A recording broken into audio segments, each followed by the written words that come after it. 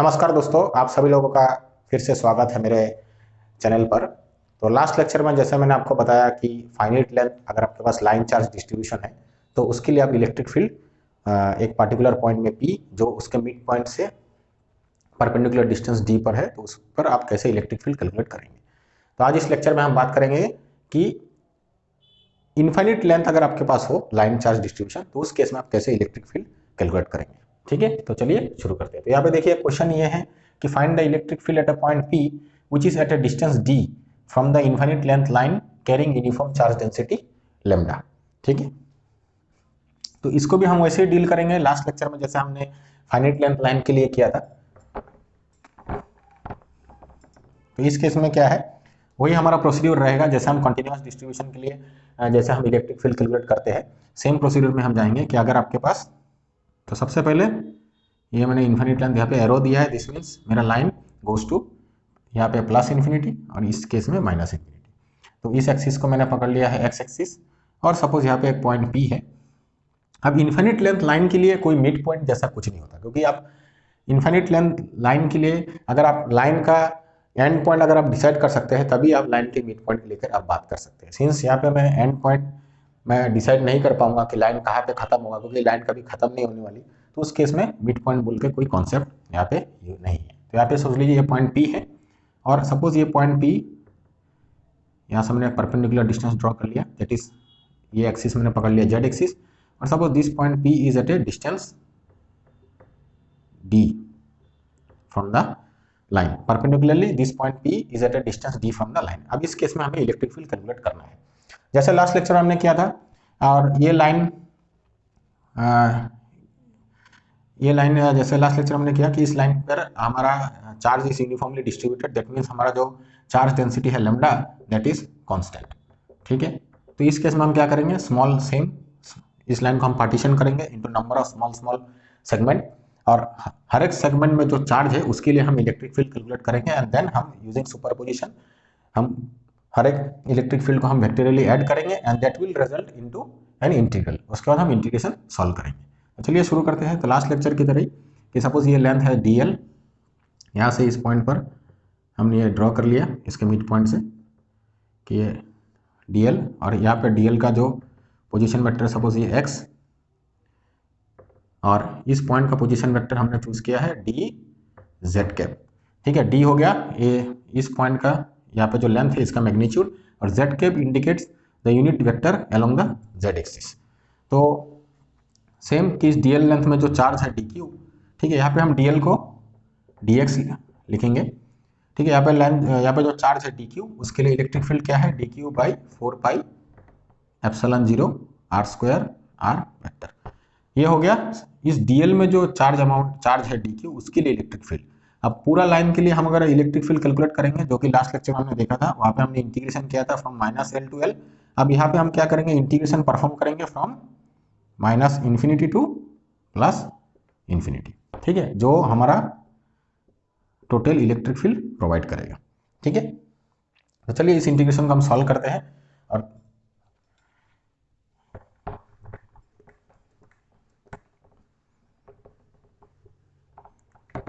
यहाँ पे देखिए सेम लास्ट लेक्चर में भी हमने सेम ही इंटीग्रेशन परफॉर्म किया, बस उतना ही डिफरेंस है लास्ट लेक्चर से कि वहाँ पे इंटीग्रेशन था -L टू L, यहाँ पे होगा माइनस इन्फिनिटी टू इन्फिनिटी। तो यहाँ पे आर वेक्टर हम क्या लिखेंगे, हमारा डायग्राम में देखिए कि हमारा अगर सेगमेंट हो गया तो इसका पोजीशन वेक्टर हो गया x और ये जो हमारा पॉइंट हो गया इसका पोजीशन वेक्टर हो गया DZ कैप और ये जो डिस्टेंस हो गया, ठीक है, ये डिस्टेंस हो गया हमारा आर वेक्टर जो इस डायरेक्शन में है, जो आर वेक्टर।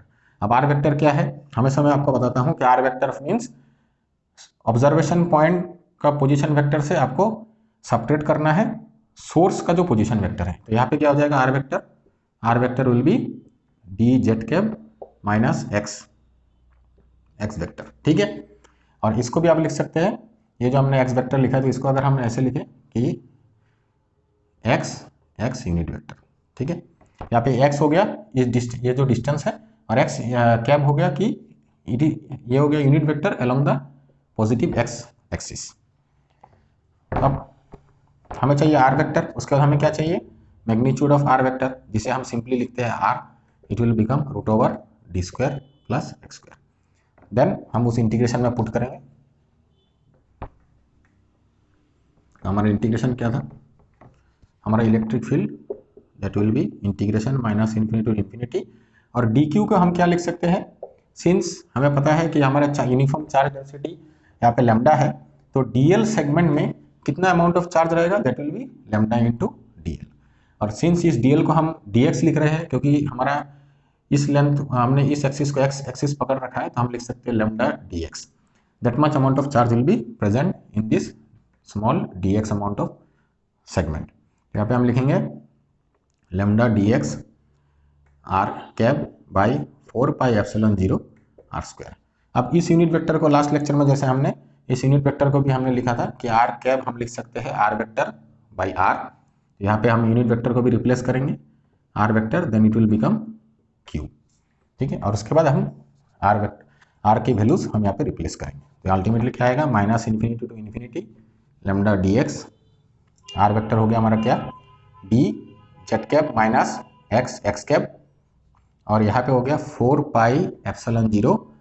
आर का वैल्यू क्या था, आर का वैल्यू हो गया हमारा your R is root over D square plus x square. अब यहाँ पे देखिए R Q, that means D square plus x square whole to the power 3/2। Okay, अब इस इंटीग्रेशन को हमें सॉल्व करना है, तो हम वही करेंगे। यहाँ पे देखिए जेड कैप एक्स कैप हम सेपरेट करेंगे, ठीक है, और सॉरी ये नहीं है, जेड कैप एक्स कैप हम सेपरेट करेंगे एंड देन हम इंटीग्रेशन डिफरेंट परफॉर्म करेंगे। तो यहाँ पे देखिए, चलिए इसको करते हैं सेपरेट। यहाँ पे हम अगर सेपरेट करेंगे तो यहाँ पे क्या हो जाएगा, minus infinity to infinity lambda D x, यहाँ पे हो गया d Z cap by 4 pi epsilon 0। ठीक है, यहाँ पे हम लिखते हैं lambda D x 4 pi epsilon 0, it will be d square plus x square whole to the power 3/2 minus यहाँ पे लिखेंगे minus infinity to infinity lambda D x x x cap by 4 pi epsilon 0 d square plus x square whole to the power 3/2। अब देखिए last lecture में भी हमें ऐसे integration मिला था, बस यहाँ पे डिफरेंस इतना ही है, एल यहाँ पे, वहाँ पे इन्फिनिटी की जगह में एल था, माइनस एल टू एल। वहाँ पे हमने क्या कहा था कि ये जो एक्स का जो ये है जो इंटीग्रेशन, ये अंदर जो ये इसका जो इंटीग्रेशन है इसका आंसर होगा 0, क्योंकि यहाँ पे अगर आप देखेंगे यहाँ पे इंटीग्रेशन वेरिएबल है हमारा D x, that means x, integration variable हमारा यहाँ पे डी एक्स है, और यहाँ पे जो फंक्शन है unit vector x cap it is not changing. यहाँ पे देखिए ये जो फंक्शन है, ठीक है, ये फंक्शन हमारा ऑड फंक्शन है, तो ऑड फंक्शन होने के कारण since it is odd function तो इसका इंटीग्रेशन आपका आंसर होगा 0, जो जैसे मैंने लास्ट लेक्चर में किया। और इस केस में अगर हम देखेंगे तो इस केस में देखेंगे कि ये हमारा हो गया dx, यहाँ पे देखिए d इज कांस्टेंट, ये z कैप, ओनली x का फंक्शन क्या रह गया यहाँ पे 1/d square plus x square whole to the power 3/2। तो ये जो फंक्शन है ये हमारा इवन फंक्शन है, तो इस केस में माइनस इन्फिनिटी टू इन्फिनिटी ये जो इंटीग्रेशन है, ठीक है, जो कि हमारा इलेक्ट्रिक फील्ड, ये integration will become from 0 to infinity and therefore यहाँ पे एक 2 एक्स्ट्रा ऐड हो जाएगा। तो यहाँ पे हम क्या लिखेंगे, lambda g x d Z cap by 4 pi epsilon 0 d square plus x square whole to the power 3/2। अब इसी इंटीग्रेशन को हमें सॉल्व करना है, तो इसको हम कैसे सॉल्व करेंगे, हम लैम्डा कांस्टेंट बाहर ले लेते हैं, यहाँ से देखिए ये जो डी है इसे भी हम बाहर ले लेंगे, कांस्टेंट है, बाई 4 पाई एप्सिलॉन 0 ये हम बाहर ले लेंगे इंटीग्रेशन से, और यहाँ पे हो गया 0 टू इन्फिनिटी, यहाँ पे सिंपली रहेगा d x z cap by d square plus x square whole to the power 3/2। अब सेम सब्स्टिट्यूशन मेथड हम यहाँ पे यूज करेंगे, तो अगर हम सब्स्टिट्यूशन मेथड यहाँ पे यूज करें हमें क्या मिलेगा, हम यहाँ पे लिखेंगे suppose x equal to d tan theta. यहाँ पे देखिए अब ये जो x equal to d tan theta है, तो हम यहाँ पे क्या करेंगे, d x will be d sec square theta d theta, ठीक है, तो यही हम यहाँ पे सब्स्टिट्यूट करेंगे,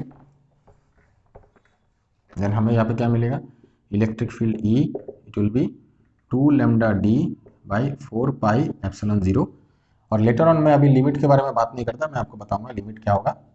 यहाँ पे हम लिखेंगे dx के जगह में d sec square theta d theta, और यहाँ पे अंदर क्या लिखेंगे d square plus d square tan square theta whole to the power 3/2। अब इसको अगर हम सॉल्व करें देखिए हमें क्या मिलता है, हमें मिलेगा 2 लैम्डा, यहाँ पे एक एक्स्ट्रा डी है तो it will become d square by 4 pi epsilon 0। यहाँ पे हमें मिलेगा sec square theta d theta और नीचे से 1 प्लस टेन स्क्वायर थीटा। ठीक है, ये जो अगर हम डी स्क्वायर कॉमन लेंगे तो यहाँ पे देखिए d square whole to the power 3/2 है, तो यहाँ पे हमें मिलेगा डी क्यूब और यहाँ पे हमें मिलेगा सेक क्यूब थीटा। ठीक है, तो अल्टीमेटली इसको अगर हम रिड्यूस करें, यहाँ पे देखिए डी स्क्वायर है, यहाँ पे डी क्यूब है, तो ये हो जाएगा हमारा 2 lambda by 4 pi epsilon 0 D, और यहाँ पे हो जाएगा हमारा ultimately cos theta d theta. ठीक है, जिसका अगर हम इंटीग्रेशन करें तो ये हमको क्या आंसर प्रोवाइड करेगा, ये हमें प्रोवाइड करेगा, ये हमें प्रोवाइड करेगा 2 lambda by 4 pi epsilon 0 D, it will provide sine theta. अब बात आती है कि लिमिट की, तो चलिए देखें ये जो हमने सब्स्टिट्यूशन किया हम लिमिट को कैसे चेंज करेंगे। यहाँ पे देखिए अगर हम डायग्राम में देखें, हमने जो इंटीग्रेशन में जो हमने लिमिट बिठाया, हमने बिठाया minus infinity to infinity, because integration का लिमिट क्या है, एक्स का लिमिट है कि x it will start from minus infinity to plus infinity, क्योंकि अलोंग द एक्स एक्सिस हमारा इन्फिनिट लाइन मैंने ले किया है। ठीक है, अब एक्स को हमने सब्स्टिट्यूट किया इन टर्म्स ऑफ थीटा। अब देखते हैं अगर हमारा जो डायग्राम था उस डायग्राम में हमने क्या देखा कि ये हमारा हो गया पॉइंट, यहाँ से हमने एक सेगमेंट में ये लाइन ड्रॉ किया और ये हमारा हो गया x, this is x, this is D. ठीक है, अब ये एंगल अगर थीटा है तो देखिए when you write x equal to d tan theta, तो फ्रॉम दिस ट्राइंगल आप लिख सकते हैं x equal to d tan theta. अब सिंस लाइन इज इन्फिनिटी, तो जैसे जैसे आप x tends to suppose x को आप प्लस इन्फिनिटी की तरह लेते जा रहे हैं, तो ये आप देखिए एंगल क्या हो गया, this angle will increase in A anti clockwise direction. तो यहाँ पे मैक्सिमम लिमिट क्या है इस एंगल का, इट विल बी प्लस π/2। और अगर आप x माइनस इन्फिनिटी की तरह जा रहे हैं तो आप देखेंगे यहाँ पे जो लिमिट है इट विल बी माइनस π/2। तो अगर हम माइनस π/2 से प्लस π/2 तक अगर इस एंगल को मूव करें तो हमारा क्या होगा, ये पूरा लाइन लेंथ हमारा कवर हो जाएगा। लेकिन सिंस हम जो इंटीग्रेशन हमने यहाँ पे परफॉर्म किया वो हमने परफॉर्म किया फ्रॉम 0 टू इन्फिनिटी, तो हम क्या करेंगे ओनली दिस पोर्शन को हम चूज करेंगे फ्रॉम 0 टू इन्फिनिटी। तो उस केस में लिमिट क्या बन जाएगा, when x is 0 your theta will be 0, क्योंकि x जब 0 हो जाएगा, सपोज आपने इस लेंथ को रिड्यूस करके यहाँ पे अगर कोई पॉइंट चूज किया तो उस केस में x 0 है, उस केस में थीटा भी 0 है, तो आपका हो जाएगा थीटा 0। और जब x आपका tends to plus infinity your theta will become π/2। तो आप लिमिट आप पुट करिए डेफिनेट इंटीग्रल का,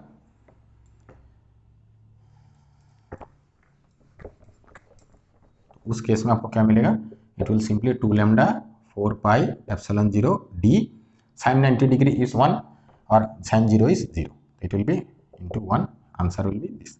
इसको अगर आप रिड्यूस करें तो it will be 2 pi epsilon 0 into D.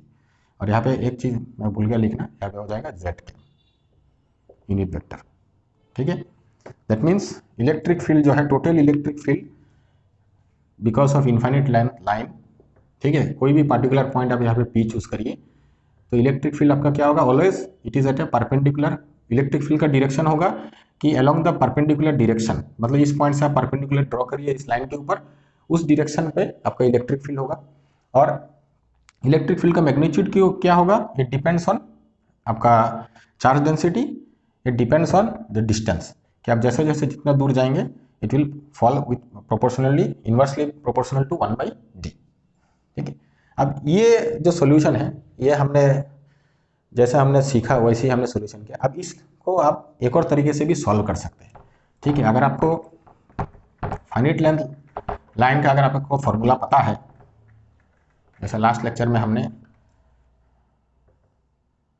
Finite length line choose किया था -L to L, और उसके मिड पॉइंट से हमने यहाँ पे एक पॉइंट ले लिया P, और उसके लिए जो हमने आंसर निकाला electric field 4 pi epsilon 0 2 lambda L z cap, यहाँ पे हो गया d √d² + L²।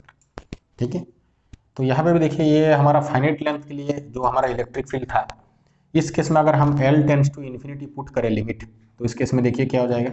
अगर मैं यहाँ पे लिखूँ limit L tends to infinity, तो आप L को ग्रेटर एंड ग्रेटर बनाते जाइए कीपिंग D फिक्स्ड। अगर आप D फिक्स करते जाएंगे और आप L को इस डायरेक्शन में plus infinity, when L tends to infinity तो ये हो जाएगा minus infinity. That means L is very very larger. तो उस केस में हम क्या लिखेंगे 1/4πε0। हम ये नेग्लेक्ट कर सकते हैं in terms of L square, we can neglect D square. तो यहाँ पे हो जाएगा 2 lambda L D, then it will become simply L, और यहाँ पे हो जाएगा Z कैप। तो इस केस में देखिए आपको क्या आंसर मिल रहा है 2 λ/4πε0 इंटू डी, और अल्टीमेटली आप यहाँ पे लिख सकते हैं λ/2πε0 d। ठीक है, that will B Z cap.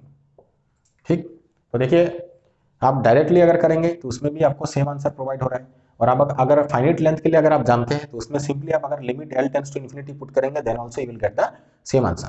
But उस केस में जैसे मैंने आपको बताया कि जैसे आपका लाइन लेंथ इनफाइनिट होता है, उस केस में मिड पॉइंट का कोई कॉन्सेप्ट नहीं है। उस केस में मतलब आपका लाइन इनफाइनिट है, आप कोई भी पर्टिकुलर पॉइंट चूज करिए, उस पर्टिकुलर पॉइंट में जो इलेक्ट्रिक फील्ड है it only depends on the perpendicular distance between the point and the line.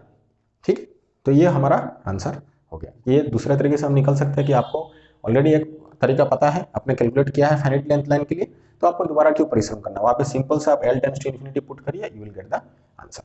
सो अगर आपको लेक्चर अच्छा लगा तो आप इसको लेक्चर कमेंट करिए, शेयर करिए और सब्सक्राइब करना ना भूलिए। Thanks for watching.